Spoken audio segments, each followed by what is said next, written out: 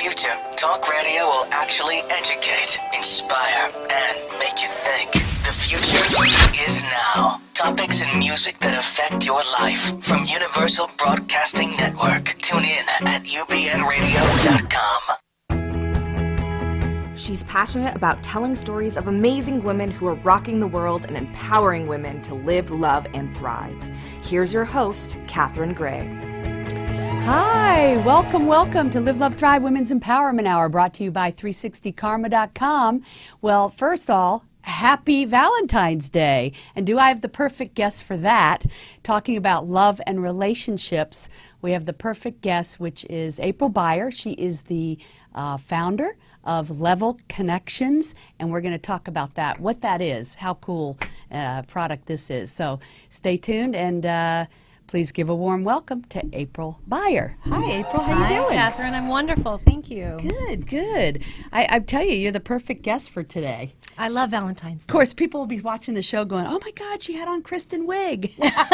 You know, I get that a lot. I know You're not you the do. first person that when said I met you, that. we were like, oh, Kristen Wiig's here. Kristen Wiig. Yeah. If I were only as funny. I don't know. You're pretty close. Oh, thanks. So, you know, Valentine's Day, I'm excited to talk to you because you've been in this space for 20 years. 20 years.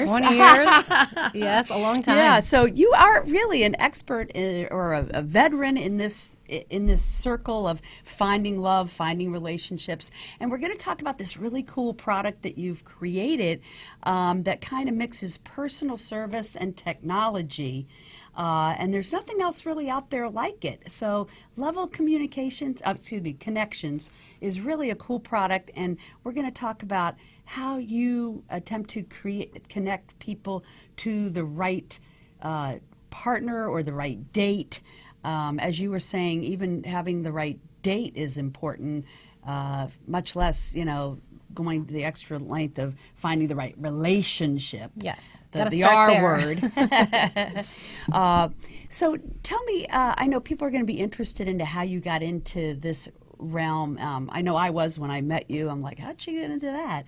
So let's start with your parents had like the perfect marriage, right? Yes. There was a lot to live up to, right? Hard act to follow. Yes. Yeah. Yes. They've been together still 55 years. 55 years. Wow. Yes. So when people say, you know, how did you get started in matchmaking, which I have a whole story about, Yeah. I really feel like I had a head start because you know, I was trained by the best. You know, I was trained by two people who, and it was their. You know, everybody hates you right now. I know. Well, I always say, you know, when you're dealt the great parent card. Yeah. It's luck of the draw. It is. You know, luck I am of no the more draw. deserving of these wonderful people than anybody else. Right. It just happens to be that's my thing, right? So Right. relationships have never been a struggle, and I think for me, to walk into a world where I get to do this for my career has been amazing. Yeah. Because watching my parents love and connect and how they, you know, there was so much love and admiration and respect in their marriage. Yeah. And, you know, the dinner table was open communication. So every night we talked about love, we talked about relationships, we talked about communication. Fabulous You know, is no that. holds barred Yeah. at the Beyer household dinner table. So, yeah. You really are lucky in that department. I know. And, you know, but I mean, everybody's dealt those struggles, so I'm sure we'll get to that. Oh, there's been struggles. Yes. But also, you didn't actually start off thinking that this is what you would be doing for a living. You wanted to be an actress, right? Yes, Yeah. I was a New York trained actor, and I had been a teacher, a coach. I had been an actress. I had done so many things in that field. In fact, you know, I was part of the Groundlings and Second City, and that's when how funny. You know, I knew Will You Ferrell. are and all- funny. well, thank you. Yes, I used to be funny before I got into the field of love. So that was my career path, and I met a woman in my acting class, and she had a mother who had been a matchmaker, a very well-known matchmaker in San Francisco. And she just said, hey, you know, I could use some help. I'm starting my LA office. I could use some help, you know, a day or two a week. Well, 2 days turned into 3, turned into 4, and then for me, turned into 7 days a week. Yeah. And I kind of launched into it, and it sort of took over my creative need. And what I realized, what I loved about acting was the investigation, was the soul searching, like unpacking characters. So I have thousands of books at home of character studies, what that person eats in the in the morning, how they feel about their lives, their educational background, their emotional background. So it's kind of what I used as my tool in those days as a creative are still the same tools I use as a matchmaker today. That's fascinating. That makes a lot of sense. It's character study. It feels very much like you're putting a puzzle together when you're matchmaking, and that has served a creative need in me, and I've never looked back. It is a puzzle, isn't it, or puzzling? Relationships are relationships are a puzzle, and they're fun to put together. And sometimes you just need an outside perspective. You know, when you're in it, it's so difficult. And this is your gift. And what I think is interesting about this new tool that you've created is you've taken all these years of experience to put together your algorithms of how to, match people up, but then still give that personal input into it. So can you explain like how would this be different than like eHarmony? Okay. Well, I've been a personal matchmaker for 20 years and, a very hand-stitched, curated model where I would meet my clients and then I'd be out, wife shopping for everybody.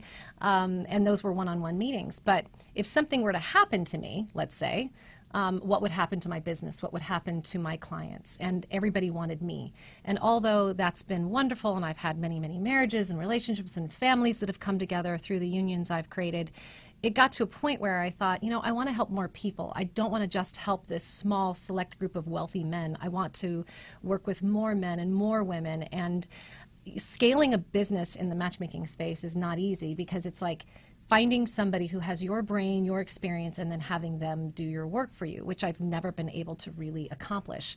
So my thought was, how do I help people? How do I solve these problems of online dating and all these dating apps that are causing a lot of frustration and really internal pain, and yet bring my expertise? So how it's different than an eHarmony is because in eHarmony, there is a very data-driven kind of science behind it. With me, it's my data and my science based on 20 years of putting people together. Right. So what I did was I really... So there's no personal end of it to theirs. There's a strictly... It's all DIY. So you're on eHarmony and you're selecting your own and you're writing your own profile. Oh, and let's talk about that. Okay. So you're selecting your own. And that's a major difference because you said some people have a bad picker. Their picker is broken. I think most people have their a picker bad is broken. picker. Yeah, let's be real. Yeah. So of course, none of my friends. I wasn't talking to you.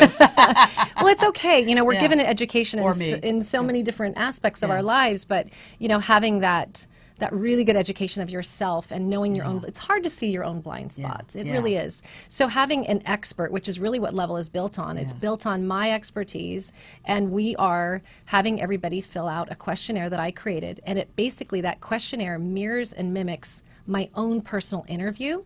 So it's a guided, dynamic interview process. So two people's profiles will never look alike, because they've had a different journey. Some have been married, some have not, some have gone through divorce.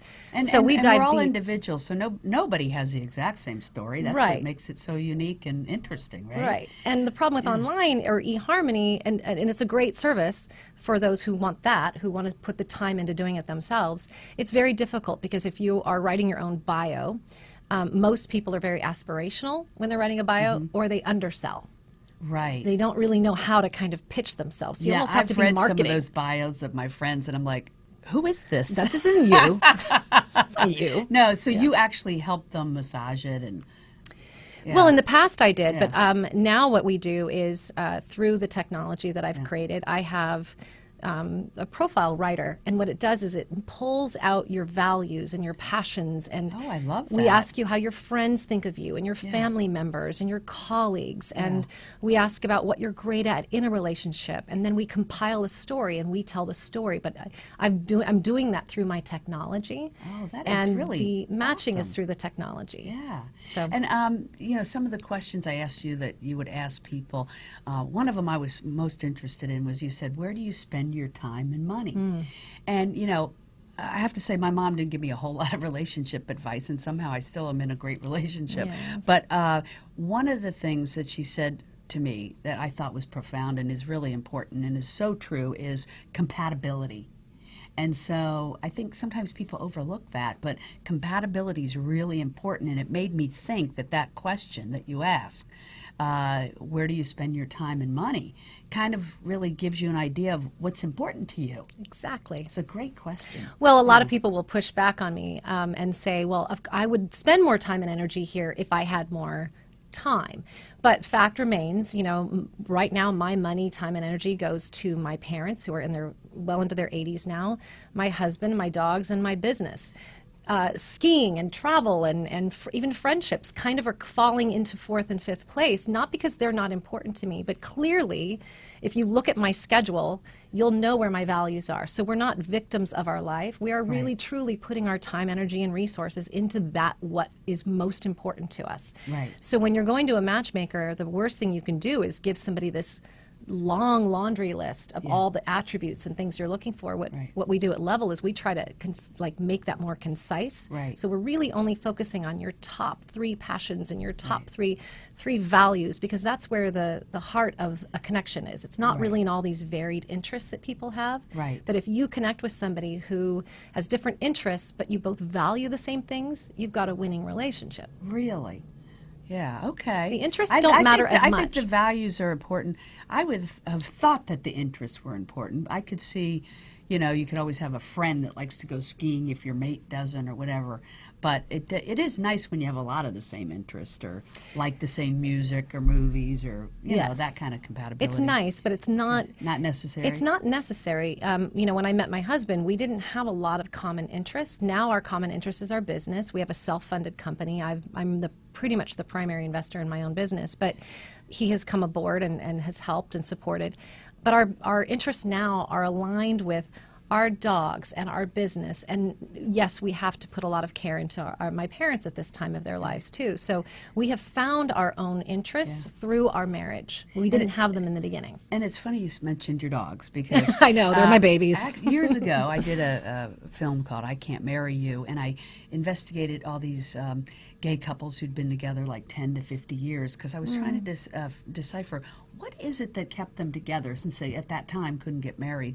And one of the common denominators was they had something outside themselves that they both cared about that united them. Could be a business, could be dogs, could be kids, that made them feel like a family or connected with something outside themselves that was a common interest.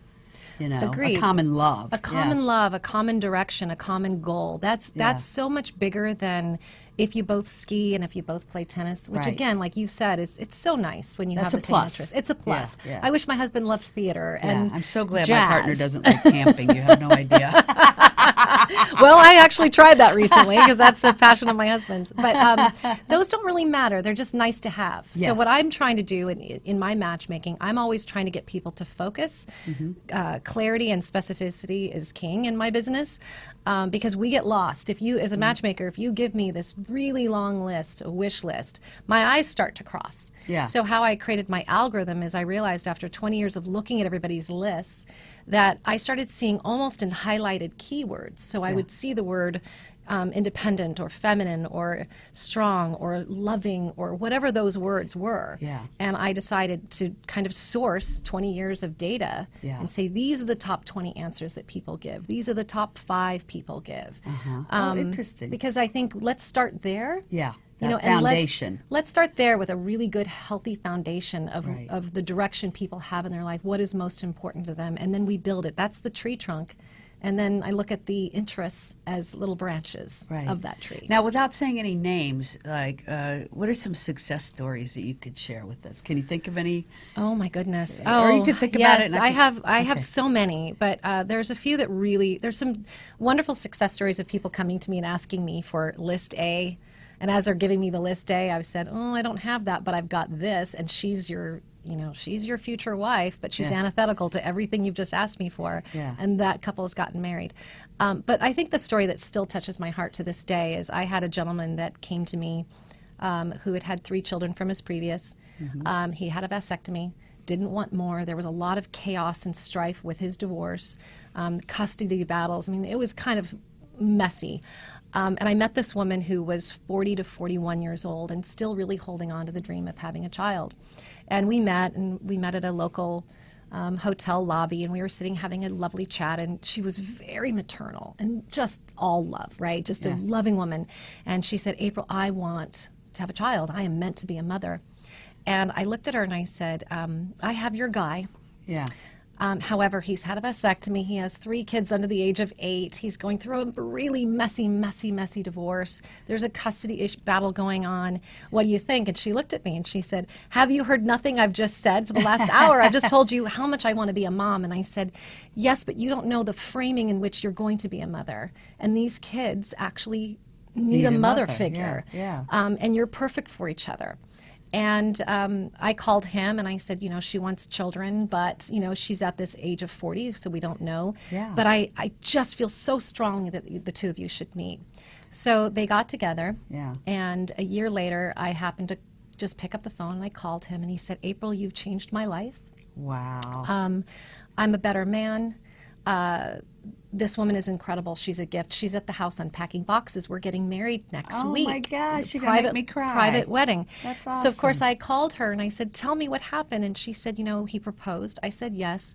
You were right. The custody battle, everything is going on. I love those kids, but there's also struggles. One had a learning disability. Everything you said that was going to happen has come true. Yeah. The love and the difficulties, but I'm handling it. I'm handling it really, really well. And I'm madly in love with this man, and he's the man of my dreams. So he came home one day after they were already engaged and they were planning their wedding. And so she said yes to never having a child of her own because she fell in love with the life. And he came home, put his briefcase down and said, you have reinstilled my, I know, I'm going to cry. Oh my gosh, you can make me cry. He said, you have reinstilled my faith in parenting and in womanhood and partnership, and I don't know if it's going to work, but I want to try to have a reversal, and I want you to have your dream of having a baby. And we both cried and cried and cried, and she said, it's probably never going to happen, but he wants to, and here we go. So 2 years went by, and I'm with a friend of hers that also got married through me up in San Francisco, and she said, did you know that John and Karen had a beautiful baby boy this year? Oh my God, and I still get chills thinking about it because I realized the beauty of that story isn't about me. All I did was listen to the guidance and listen to the inspiration of the moment, and I put these two people together, and thank God they listened to themselves, they listened to me, and they went together even though both would have given us a list of, I don't want more kids, can't have more, and I'm dying to be a mother. And here they are getting everything that they both wanted and needed because they were open. And this is the beauty of what you do. It's like, I love it. People need that relationship coach, I think. I do find that even in my own circle of single friends, that they have this box they're looking for. And what you're saying is you got to look outside the box. Outside the perfect one for you may not be exactly what's in your mind. You have to think outside that box, right? Yes. I'm going to be getting grief over this. Are you? I'll be getting calls. Were you talking about me? People do that to me all the time. The hardest part of, the matchmaking business is that, it's like your doctor. If your doctor told you to do something, you would probably do it, right? But for some reason, when people go to an expert, they tend to push back on them and say, no, this is what I want. But our common response in the office is, how's that working out for you? Yeah, right. If it's working for you, why are you here? And let's just take a different take. And in thinking outside the box and saying yes, like saying yes to meetings, saying yes to opportunities. Right. So that's why the date is the focal point of what we do, because you can't circumvent the dating process to get to the marriage and the relationship. You've got to date, and you've got to know how to date. And in order to be a great dater, you have to be open, but you have to have a really strong idea of what your values are, what your morals are, what your personal boundaries are. Outside of that, stay completely open. Right. And I know that you said right now women can actually put up a profile for free. With level connections, and then if they're selected, they're contacted. Right. Yes. Well, the nice thing they can do a video online. Yes, they just do a self-recorded, teleprompter style, intimate, private interview that we see. Our members don't see it, and I get a lot of grief because we have a male-driven model, so women do push back and say, why aren't you championing women? Why don't you have women clients too? And my response to that is, I believe in the power of our femininity and our ability to receive, as we talked about with our dear friend Andre Quinn. Right.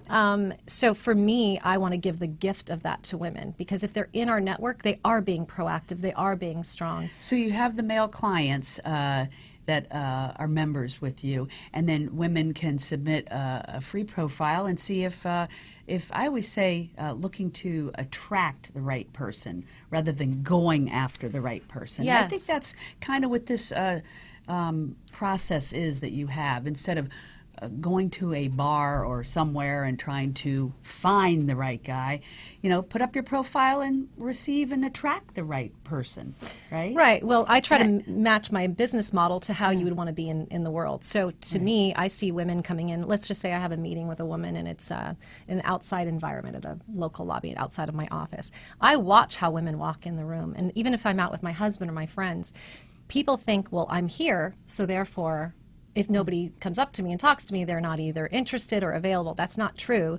There is inspired attention. And it doesn't mean having a white knuckle grip on like getting everybody to know you in the room. It means showing up and really feeling the room and really being present and I honoring think just being people. your authentic self, don't you? Authentic and smiling and engaging with people. Be the light. Be light, be love, be Yes. authentic, and you'll attract the right person. Exactly. Who exudes the same thing.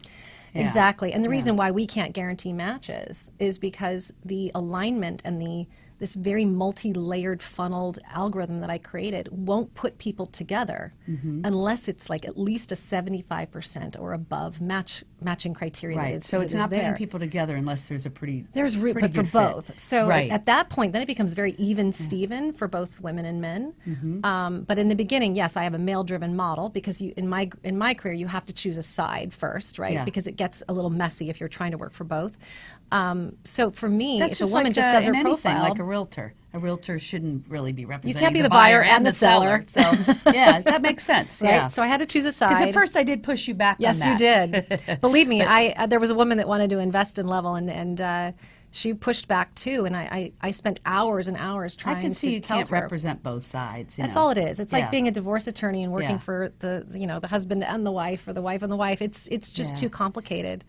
Yeah, but no, and I like that women can come on and do their profile for free, and Yep. if they attract the right person, great, and if not, there's other ways. So It takes this is 20, one way, right? Yeah. It takes 20 minutes, and it's easy and it's informative. You actually learn a lot about yourself when you're going through the profile. The Right. biggest feedback we get on it is, "Wow, this feels like Myers-Briggs for the heart."